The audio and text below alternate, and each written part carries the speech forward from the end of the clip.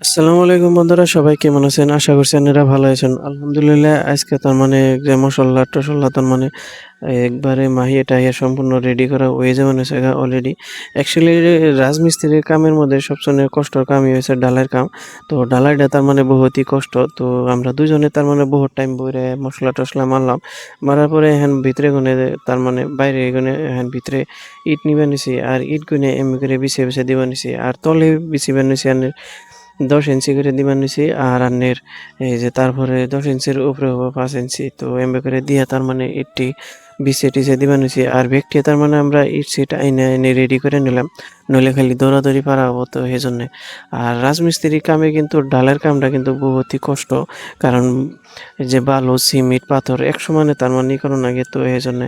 তো আলহামদুলিল্লাহ আমাগো এই কামারের কামটা তার মানে পুরা স্টার্ট হয়ে যাবোগা। তো আমরা তার মানে একদিনেই এই কামগুনে কইরে শেষ দিম। তলের কাম কইরে শেষ দিম। আর উপরের কামের জন্য তার মানে আরেকদিন লাগবো।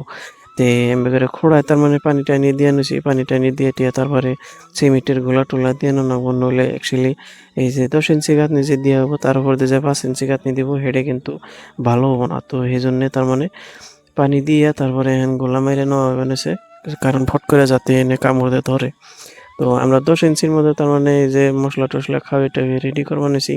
আর এসতে তার মানে একটু অসুবিধা হইছে তার মানে মিস্ত্রি যে নিবো রইছে